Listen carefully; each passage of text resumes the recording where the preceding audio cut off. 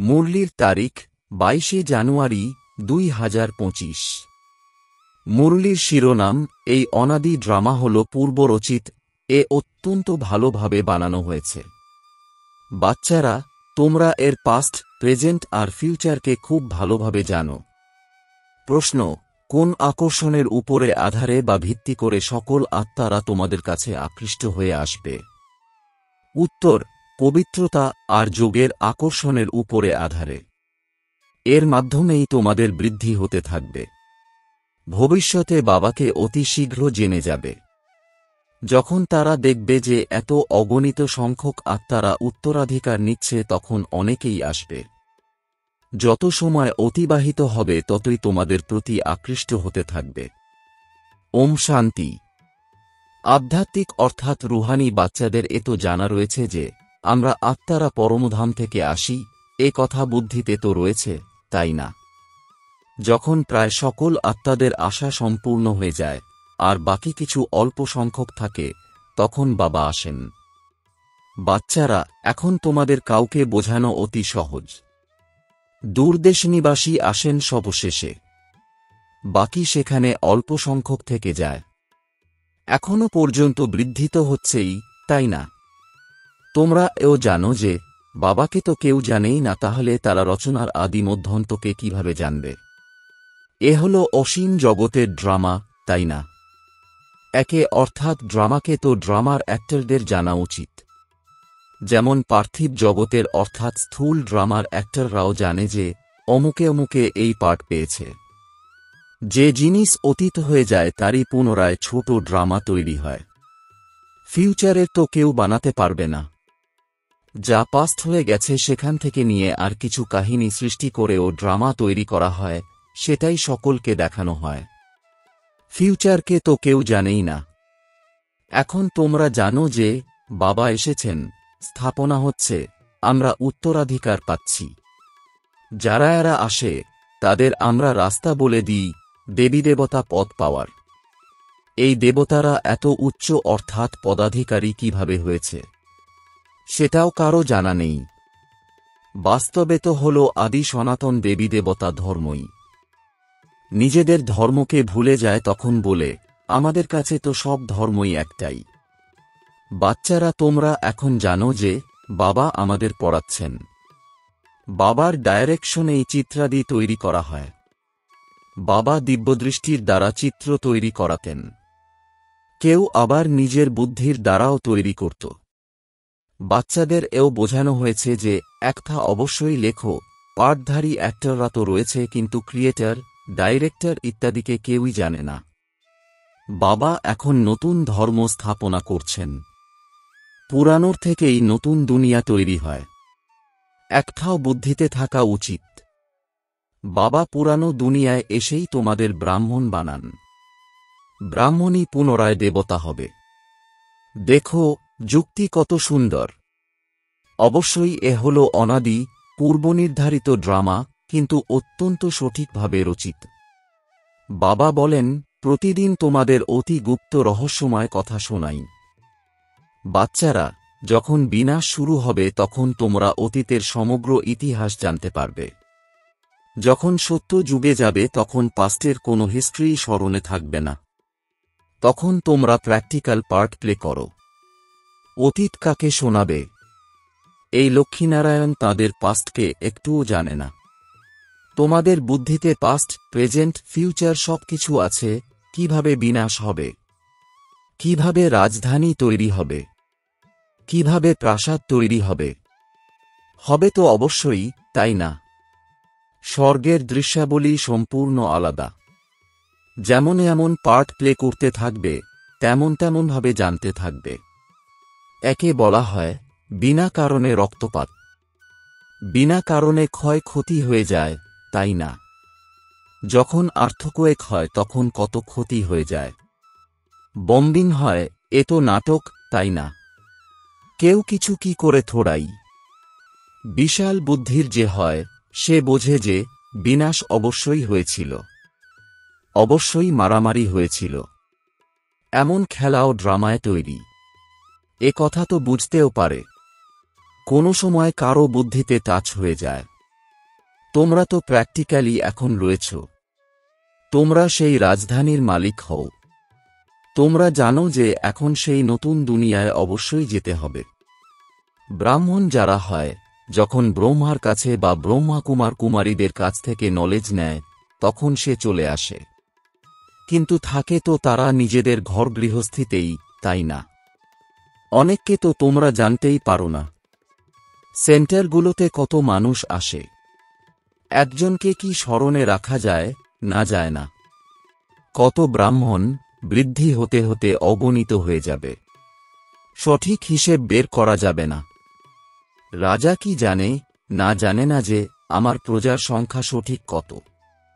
অবশ্যই আদমশুমারি অর্থাৎ লোকগণনা ইত্যাদি বের করে, তথাপি পার্থক্য তো থেকেই যায়।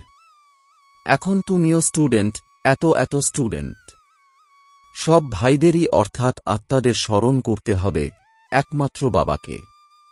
ছোট বাচ্চাদেরকেও শেখানো হয় যে বাবা বাবা বলো। এও তোমরা জানো যে তোমরা যত উন্নতির দিকে এগিয়ে যাবে, মানুষ আসবে এবং তৎক্ষণাৎ বাবাকে চিনে যাবে। যখন দেখবে এত সংখ্যক উত্তরাধিকার প্রাপ্ত করছে, তখন অনেকেই আসবে। যত দেরি হবে, তত তোমাদের প্রতি আকর্ষণ বাড়তে থাকবে। যত পবিত্র হবে, ততই আকর্ষণীয় হয়ে উঠবে। যত যোগে থাকবে, ততই আকর্ষণীয় হবে, অন্যদেরকেও আকৃষ্ট করতে পারবে। বাবাও তো আকর্ষণ করেন, তাই না? অনেক বৃদ্ধি হতে থাকবে। তার জন্য যুক্তিও রচনা করা হচ্ছে। গীতার ভগবানকে, কৃষ্ণকে স্মরণ করা তো অতি সহজ। তিনি তো সাকার রূপে রয়েছেন, তাই না? নিরাকার পিতা বলেন, মামেকম স্মরণ করো। এই বিষয়ের উপরেই সবকিছু নির্ভর করছে। তাই বাবা বলেছিলেন যে এই কথাটি সকলকে লেখাতে থাকো। যখন বড় বড় লিস্ট বানাবে, তখন মানুষ জানতে পারবে। তোমরা ব্রাহ্মণরা যখন পাক্কা নিশ্চয় বুদ্ধি সম্পন্ন হবে, তখন বৃক্ষ মানে কল্প বৃক্ষ বৃদ্ধিপ্রাপ্ত হতে থাকবে। মায়ার তুফানও শেষ পর্যন্ত চলবে। বিজয়প্রাপ্ত করে নিলে তখন না পুরুষার্থ থাকবে, না মায়া থাকবে। স্মরণেই অনেকে পরাজিত হয়। যত তোমরা যোগে শক্তিশালী হবে, তখন আর পরাজিত হবে না। এই রাজধানী স্থাপিত হচ্ছে। বাচ্চাদের নিশ্চয় রয়েছে যে আমাদের রাজত্বকাল আসবে, তখন আমরা হিরে জহরত কোথা থেকে নিয়ে আসব, খনি কোথা থেকে আসবে। এইসব তো সত্যিই ছিল, ঠিকই, তাই না? এতে বিভ্রান্ত হওয়ার কথা তো নয়। যা হবে তা প্র্যাকটিক্যালে দেখতে পাবে। স্বর্গ তো অবশ্যই তৈরি হবে। যারা ভালোভাবে পড়ে, তাদের এই নিশ্চয় থাকবে যে ভবিষ্যতে আমরা গিয়ে ওখানে প্রিন্স হব। ওখানে হিরে জহরতের রাজপ্রাসাদ থাকবে। এই নিশ্চয় সার্ভিসেবল বাচ্চাদের থাকবে। যারা নিম্ন পদাধিকারী হবে, তাদের কখনো এমন ধরনের চিন্তাও আসবে না যে আমরা প্রাসাদাদি কিভাবে বানাব। যারা খুব ভালোভাবে সার্ভিস করবে, তারাই তো মহলে যাবে, তাই না? দাসদাসী তৈরি হয়েই থাকবে। সার্ভিসেবল বাচ্চাদের এমন ধরনের খেয়াল আসবে। বাচ্চারাও জানে যে কারা কারা ভালো সার্ভিস করবে। আমাদের তো যারা পড়াশোনা করছে, তাদের সামনে মাথা নত করতে হবে। যেমন এই বাবা অর্থাৎ ব্রহ্মা বাবার তো খেয়াল থাকে, তাই না? বৃদ্ধ আর বালক সমান হয়ে গেছে, তাই এনার অ্যাক্টিভিটিও শৈশবের মতন হয়ে গেছে। বাবার তো একটাই অ্যাক্ট, বাচ্চাদের জ্ঞান পড়ানো আর যোগ শেখানো। বিজয়মালার দানা হতে গেলে পুরুষার্থ অনেক করতে হবে, অনেক মিষ্টি হতে হবে, শ্রীমতে চলতে হবে, তবেই উচ্চ স্থানাধিকারী হবে। এ তো বুঝবার মতন বিষয়, তাই না? বাবা বলেন, আমি যা শোনাই তার উপরে বিচার করো। ভবিষ্যতে তোমাদের আরও সাক্ষাৎকার হতে থাকবে। যত নিকটে আসবে, তত স্মরণে আসতে থাকবে। নিজেদের রাজধানী ছেড়ে এসেছ, ৫,০০০ বছর হয়ে গেছে। ৮৪ জন্মের চক্র পরিক্রমা করে এসেছ। যেমন ভাস্কো ডা গামার উদ্দেশ্যে বলা হয় যে ওয়ার্ল্ড পরিক্রমণ করেছিল। আমরা এই ওয়ার্ল্ডে ৮৪ জন্ম পরিক্রমা করেছি। ওই ভাস্কো ডা গামা তো একজনই, তাই না?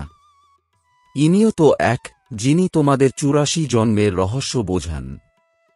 ডিনাস্টি চলতে থাকে। তাই নিজেদের অন্তরে দেখবে যে আমার মধ্যে কোনো দেহ অভিমান নেই তো, ফেল হয়ে যাই না তো, অথবা আপসেট হয়ে যাই না তো।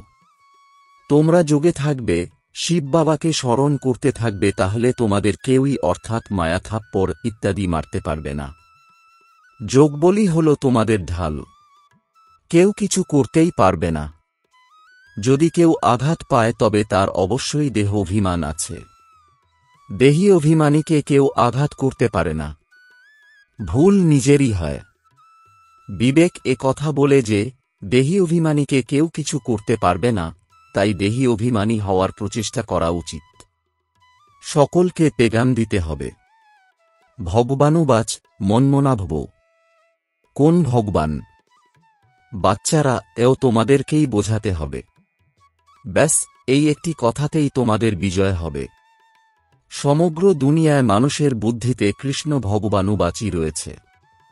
যখন তোমরা বোঝাও তখন বলে যে এ কথা তো একদম সত্য। যখন সম্পূর্ণ তোমাদের মতো করে বুঝবে তখন বলবে যে বাবা যা শেখায় সেটাই সঠিক। কৃষ্ণ কি বলবে? না, বলবে না যে আমি এমন, আমাকে কেউ জানতেই পারে না। কৃষ্ণকে তো সকলেই জেনে যাবে। এমনও নয় যে কৃষ্ণের শরীরে এসে ভগবান বলেন। না, কৃষ্ণ তো সত্যযুগেই থাকে। সেখানে ভগবান কি করে আসবে? ভগবান তো আসেই পুরুষোত্তম সঙ্গম যুগে। বাচ্চারা, তাই তোমরা অনেককে লেখাতে থাকো। তোমাদের একটি বড় বই ছাপানো উচিত, তাতে যেন সকলের মতামত লেখা থাকে। যখন দেখবে যে এখানে তো এতজন সকলেই লিখেছে, তখন নিজেও লিখবে। তখন তোমাদের কাছে অনেকের মতামত লেখা হয়ে যাবে যে গীতার ভগবানকে। উপরেও যেন লেখা থাকে যে সর্বোচ্চ হলেন বাবাই, কৃষ্ণকে সর্বোচ্চ বলা যাবে না। তিনি কখনো বলতে পারেন না যে মামেকম স্মরণ করো। ব্রহ্মার থেকেও থেকে উচ্চতম হলেন ভগবান, তাই না? মুখ্য কথাই হল এটা, এতেই সকলের দেউলিয়া বের হয়ে যায়। বাবা কখনো বলেন না যে এখানে বসে থাকতে হবে। না, সদ্গুরুকে নিজের করে নিয়ে পুনরায় নিজ ঘরে গিয়ে থাকো। শুরুতে তোমাদের ভাট্টি হতো। শাস্ত্রতেও ভাট্টির কথা রয়েছে, কিন্তু ভাট্টি কাকে বলা হয় তা কেউ জানে না। ভাট্টি হয় ইটের। তাতে কোনোটা পাকা, কোনোটা আধপাকা বেরোয়। এখানেও দেখো, সোনা নেই, আছে পাথর মাটির টুকরো। পুরানো জিনিসের মূল্য অপরিসীম। শিব বাবা, দেবতাদের মানসম্মান আছে, তাই না? সত্যযুগে তো মানসম্মানের কোনো কথাই নেই। ওখানে কি পুরানো জিনিস বসে কেউ খোঁজে? না, খোঁজে না। ওখানে পেট ভর্তি অর্থাৎ সর্বপ্রাপ্তি থাকে। খোঁজ করার প্রয়োজনই থাকে না। তোমাদের খনন করার প্রয়োজনই নেই। দাপরের পর থেকে খনন কার্যাদি শুরু হয়। ঘরবাড়ি যখন বানায়, খুঁড়তে গিয়ে কিছু বেরিয়ে আসে, তখন মনে করে যে নিচে কিছু রয়েছে। সত্যযুগে তোমাদের কোনো চিন্তা থাকে না। ওখানে তো সোনাই সোনা, অর্থাৎ অগাধ সোনা। ইটো সোনার। কল্পপূর্বে যা হয়েছিল, যা নির্ধারিত, তারই সাক্ষাৎকার হয়। আত্মাদের আহ্বান করা হয়, এও ড্রামায় পূর্ব নির্ধারিত। এতে বিভ্রান্ত হওয়ার প্রয়োজন নেই। Second by second part play হয়, পুনরায় লুপ্ত হয়ে যায়। এ হল পঠন পাঠন। ভক্তিমার্গে অনেক চিত্র রয়েছে। তোমাদের এই চিত্র সবই অর্থপূর্ণ। কোনো চিত্রই অর্থহীন নয়। যতক্ষণ না পর্যন্ত তোমরা কাউকে বোঝাবে, ততক্ষণ পর্যন্ত কেউই বুঝতে পারে না। একমাত্র বাবাই বুদ্ধিমান, নলেজফুল, যিনি নলেজ বোঝান। এখন তোমরা ঈশ্বরীয় মত পেয়েছ। তোমরা হলে ঈশ্বরীয় বংশ বা কুলের। ঈশ্বর এসে বংশ বা কুল স্থাপন করেন। এখন তোমাদের রাজ্যাদি কিছুই নেই। রাজধানী ছিল, এখন নেই। দেবী দেবতা ধর্ম অবশ্যই ছিল। সূর্যবংশীয় চন্দ্রবংশী রাজত্ব অবশ্যই রয়েছে, তাই না? গীতার দ্বারা ব্রাহ্মণ কুল স্থাপিত হয়, সূর্যবংশীয় চন্দ্রবংশী কুলও স্থাপিত হয়। এছাড়া অন্য কেউই হতে পারে না। বাচ্চারা, তোমরা সৃষ্টির আদিমধ্যন্তকে জেনে গেছ। পূর্বে মনে করত যে বড় প্রলয় হয়। পরে দেখানো হতো সাগরে অশ্বত্থ পাতার উপর কৃষ্ণ ভেসে আসে। প্রথম নম্বরে তো কৃষ্ণই আসে, তাই না? এছাড়া সাগরের কোনো কথা নেই। বাচ্চারা, এখন তোমাদের বোধবুদ্ধি অত্যন্ত ভালো হয়ে গেছে। খুশিও তাদেরই হবে যারা আধ্যাত্মিক পড়াশোনা ভালোভাবে করে। যারা ভালোভাবে পড়ে তারাই পাস উইথ অনার হয়। যদি কারোর সঙ্গে প্রেম হয়ে যায়, তখন পড়ার সময়ও সে স্মরণে আসতে থাকবে। বুদ্ধি সেখানেই চলে যাবে, তাই পড়াশোনা সর্বদা ব্রহ্মচর্য অবস্থাতেই হয়। বাচ্চারা, এখানে তোমাদের বোঝানো হয় যে একমাত্র বাবা ব্যতীত আর কোথাও যেন বুদ্ধি না চলে যায়। কিন্তু জানে যে অনেকেরই পুরানো দুনিয়া স্মরণে চলে আসে। পুনরায় এখানে বসেও শোনেই না। ভক্তিমার্গেও এমন হয়। সৎসঙ্গে বসেও বুদ্ধি কোথায় কোথায় পালিয়ে যায়। এ তো অনেক বড় কঠিন পরীক্ষা। কেউ তো যেন বসে আছে কিন্তু শুনছে না। অনেক বাচ্চারা তো খুশিও হয়। বাবার সম্মুখে বসে খুশিতে দুলতে থাকে। বুদ্ধি যদি বাবার সঙ্গে থাকে তাহলে অন্তিম সময় যেমন মতি হবে, তেমনই গতি হবে। এর জন্য পুরুষার্থ অত্যন্ত ভালোভাবে করতে হবে। এখানে তোমরা অগাধ ধন প্রাপ্ত করো। আচ্ছা, মিষ্টি মিষ্টি প্রশিক্ষার্থী বাচ্চাদের প্রতি মাতা পিতা, বাপদাদার স্মরণের স্নেহসুমন আর সুপ্রভাত। আত্মাদের পিতা তাঁর আত্মারূপী বাচ্চাদেরকে জানাচ্ছেন নমস্কার। আচ্ছা, ধারণার জন্যে মুখ্য সার। ১. বিজয়মালার দানা হওয়ার জন্য অত্যন্ত ভালোভাবে পুরুষার্থ করতে হবে, অত্যন্ত মিষ্টি হতে হবে, শ্রীমতানুসারে চলতে হবে। ২. যোগী হল ঢাল, সেই জন্য যোগবল জমা করতে হবে। দেহী অভিমানী হওয়ার জন্য পুরোপুরি প্রচেষ্টা করতে হবে। বরদান, বিশেষ শব্দের স্মৃতি দ্বারা সম্পূর্ণতার লক্ষ্যকে প্রাপ্তকারী সপরিবর্তক ভব। এর বিস্তার, সদা এটাই যেন স্মৃতিতে থাকে যে আমি হলাম বিশেষ আত্মা, বিশেষ কাজ করার জন্য নিমিত্ত হয়েছি আর নিজের বিশেষত্বগুলির প্রদর্শন করাচ্ছি। এই বিশেষ শব্দ বিশেষ স্মরণে রাখো, বলতেও হবে বিশেষ, দেখতেও হবে বিশেষ, করতেও হবে বিশেষ, চিন্তনও হবে বিশেষ। প্রত্যেক বিষয়ে এই বিশেষ শব্দ নিয়ে আসার কারণে সহজে সপরিবর্তক তথা বিশ্ব পরিবর্তক হয়ে যাবে। আর সম্পূর্ণতাকে প্রাপ্ত করার যে লক্ষ্য আছে, সেই লক্ষ্যকেও সহজেই প্রাপ্ত করে ফেলবে। স্লোগান, বিঘ্নগুলিকে দেখে ঘাবড়ে যাওয়ার পরিবর্তে সেগুলিকে পেপার অর্থাৎ পরীক্ষা মনে করে পার করো। ওম শান্তি।